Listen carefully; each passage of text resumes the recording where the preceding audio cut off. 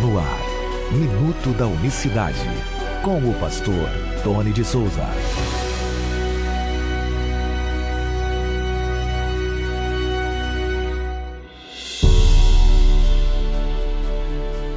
Olá, queridos, graça e paz da parte do nosso grande Deus e Salvador Jesus Cristo. Sexta-feira, 18 de dezembro de 2020, calendário gregoriano, o calendário do Papa Gregório, que está defasado, você sabia disso? É um problema, os calendários eles não conseguem manter, né, o calendário feito por Gregório, o calendário ocidental.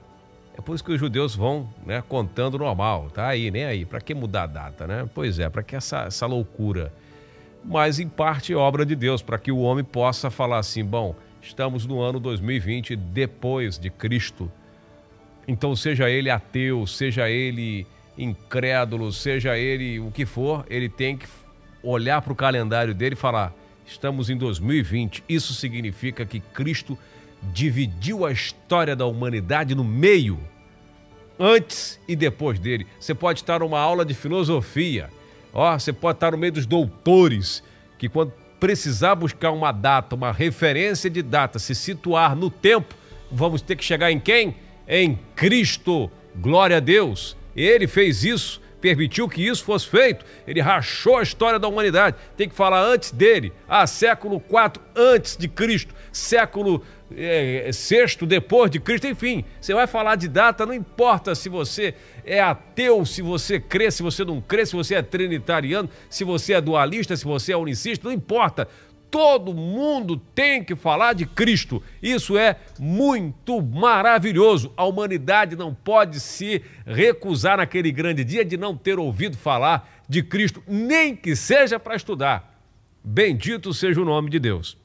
Bom, dito isto, dê glória a Deus aí, meu irmão, porque isso é muito importante. A humanidade vai ser julgada pelos livros sagrados, isso é muito importante.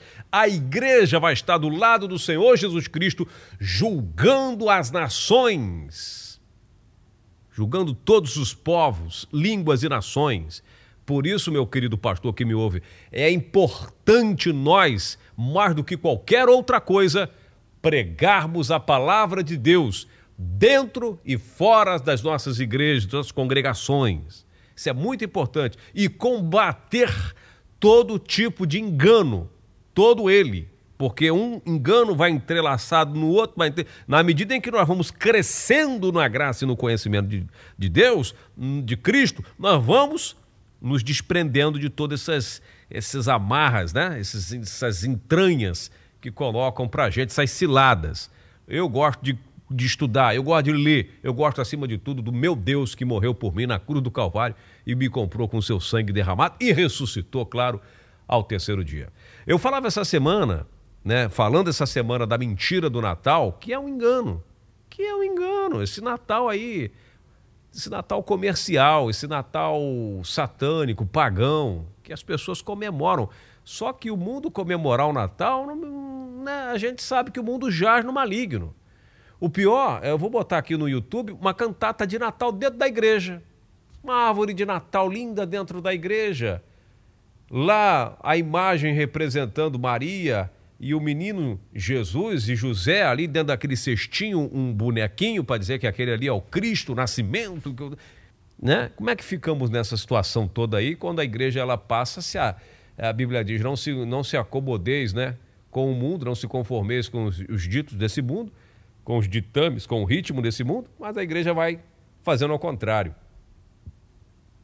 E essa semana eu falava da árvore de Natal, eu queria falar mais um pouquinho aqui sobre o símbolo fálico, que é o símbolo da árvore de Natal, um símbolo fálico, um símbolo que tem todo a ver com uma pirâmide. Eu botei na capa ali aquela pirâmide. Na verdade, o símbolo fálico é o famoso poste ídolo que se adorava nas culturas pagãs, lá no tempo de Jeremias, que ele combatia, bem lá mais atrás ainda. E Jeremias fala lá no capítulo 3, o autor aos primeiros Reis fala também, Jeremias também fala de Azerá, mas o 1 Reis capítulo 14, diz aqui, olha, versículo 22, e Judá fez o que era mal aos olhos do Senhor, e com seus pecados que cometeram provocaram-no a zelos mais do que a todos os seus pais, porque eles também edificaram altos, e estátuas e imagens de Azerá sobre todo o alto outeiro e debaixo de toda árvore verde. Jeremias 14, 22 e 23, Judá fez isso. Judá, olha, meus irmãos, estamos falando de Judá. Jesus é descendente, humanamente falando, lá, né, da família de Judá. Ele é o leão da tribo de Judá. Judá, aquele mesmo que fez, né, se relacionou sexualmente com a sua nora. É dessa linhagem humana aí, dessa linhagem, dessa parentela toda, vamos dizer assim, que vem o Cristo. Ele vem dessa família, né? Dessa família aí. Mas a genealogia é algo muito interessante para a gente estudar, a gente vai falar sobre isso no outro tema. Então Jeremias também fala, durante o reinado do rei Josias, Yahvé, o Senhor, me revelou. Viste o que fez Israel infiel?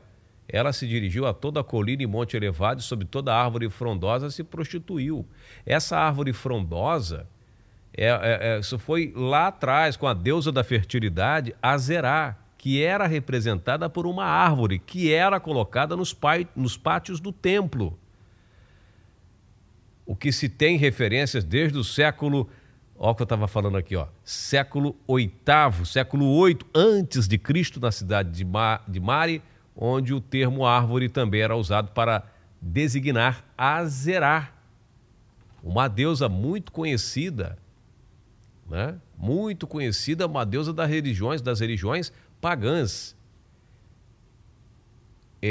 Utilizaram árvores com fins de idolatria, diz o profeta Osés 4, verso 13.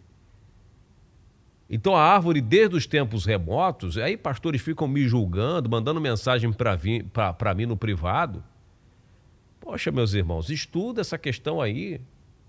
Estuda. Você pôr uma árvore dentro do... A árvore os caras colocavam nos tempos botava fora do templo. Hoje os caras estão colocando a árvore para dentro do templo. Vê aí nessa imagem. Você que está vendo aí no YouTube, aí, a árvore dentro do templo aí, Todo o símbolo natalino, a árvore está aí, dentro do templo. Veja. Essa mulher, Azerá, ela recebeu depois outro nome, mas é aquela mesma mulher lá que Nimrod, que era a mãe de Nimrod, que teve um filho com Nimrod. Sabe quem foi Nimrod, né? Os bisnetos de Noé. Né? Bisneto de Noé. Teve um filho, botou o nome dele de Tamuz. E aí você vai ver a história de Nimrod, o que esse cara fez. Sabe quem foi Nimrod? É só você ler o livro de Gênesis, se não me falha a memória, capítulo 11, fez a Torre de Babel, só isso. Aquele cara, Nimrod. Aí você vai lendo a história, você vai vendo que, né, o que aconteceu. Ele morre, e aí parece que ele ressuscita, né, ele volta de vez em quando para falar com o povo, parece que ele incorpora numa divindade, numa mulher. E aí é uma confusão, essa história é tão maluca, que no final de contas a árvore era usada como o símbolo. E aí eu vou falar do símbolo fálico, que é o falo do homem. Você não sabe o que é falo? É o órgão genital masculino. Então toda vez que você chega numa cidade, como São Paulo, por exemplo, lá na Avenida Paulista, no centro da cidade de São Paulo, você vê um obelisco gigante, aquilo é um símbolo maçônico, da maçonaria. Aquele obelisco, esse obelisco que tem em Washington, na capital dos Estados Unidos, tem no Vaticano. Eu vou botar aí, o obelisco de Washington, põe aí deixa eu colocar aqui para você, aí está, no YouTube. Obelisco, a mesma imagem. Aí, essa árvore de Natal representa isso, tá, meu amado? Esse é o falo, é o pênis, vamos dizer assim, o pênis de Nimrod, que é adorado, símbolo da fertilidade masculina, é o poste ídolo que a Bíblia tanto condena, que os israelitas estavam já com esse costume, que era a deusa da fertilidade, a Azerá, a mulher de Nimrod. Você não tem ideia da tamanha da idolatria. Obelisco, então, no Rio de Janeiro, eu sou carioca, sou do Rio de Janeiro, Tomei muito banho naquela praia suja ali do aterro do Flamengo ali, mas lá no final da Rio Branco, no comecinho ali da avenida do aterro do Flamengo, no finalzinho da Rio Branco, tem um obelisco imenso. Deixa eu botar a imagem do obelisco do Rio de Janeiro. Em toda a grande cidade que os senhores do mundo têm o domínio total, tem um obelisco, que é um símbolo que é a mesma coisa da pirâmide. Pega a pirâmide do Egito, é o símbolo da árvore de Natal. Tudo, a simbologia é muito grande. Infelizmente, as pessoas vão negar isso. Me perdoe você que é, de repente, de outra religião. Não me interprete mal, você que não está acostumado com a temática aqui do canal, mas seja bem-vindo. A gente precisa falar a verdade. A idolatria está chegando a níveis terríveis, desde que mundo é mundo, mas agora, né, dentro dos templos da igreja, e essa pirâmide e esse símbolo da árvore de Natal está nas fachadas de muitas igrejas, que já se venderam para a maçonaria, que é uma sociedade secreta, e Jesus falou, olha, vocês vão me pegar agora, mas nada eu falei em secreto, falei sempre tudo abertamente. Nada falei para vocês em oculto. Tudo que é oculto, tudo que é ocultismo, tudo que é enrolado, escondido, que não vem à luz, isso é de Satanás. É engano. E aquele que serve a Deus, que ama a justiça, não se envolve com essas questões. Então a gente aproveita esse espaço que está aqui para falar desta verdade, para combater esse paganismo tremendo que é essa época do ano em que muitos líderes colocam aí, seja uma árvore de Natal dentro das suas igrejas, sejam as fachadas das igrejas com esse mesmo triângulo, que é a representação, né, dessa pirâmide, dessa árvore de Natal, do símbolo fálico. Olha o que os homens estão adorando. E esses costumes pagãos infiltrados aí no meio dessa festa que é considerada cristã, que de cristã não tem absolutamente nada, só paganismo. E nós estamos aqui com essa responsabilidade de falar a verdade. Como diz Paulo, preferiram amar as coisas criadas do que o próprio Criador. E aí faz esses símbolos, esse monte de simbologia, e você não tem ideia da legião de demônios terríveis que tem por trás disso, e muitas pessoas na sua ignorância. Agora, Deus não leva em conta o tempo da ignorância.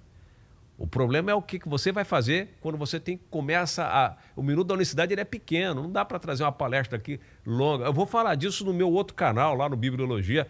Vamos trazer semana que vem imagens fortes e vamos falar abertamente. Porque estamos vivendo os últimos tempos. Estados Unidos entrando em revolução social. A coisa está apertando.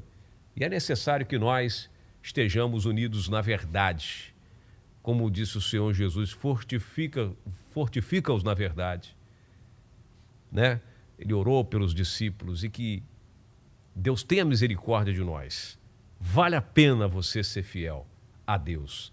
Ah, mas é uma tradição tão bacana, mas é tão bonitinho. Aquele pisca-pisca na minha casa, aquele Papai Noelzinho. Ai, meus netos ficam tão felizes e aí eu compro presente, digo que foi Papai Noel que deu. Você já ensina o seu filho a viver no engano, meu amigo. Você ensina o seu neto a viver no engano, você vai querer que ele seja esclarecido como? Então, um forte abraço para você. Essa semana falando sobre esse assunto. E se Deus quiser, na semana que vem nós voltaremos, se Deus permitir, aí com mais minutos da Unicidade. Se inscreva no canal, você que ouve pelo canal, você que me ouve aqui no áudio, um abraço. Forte abraço para você, graça e paz. Minuto da Unicidade.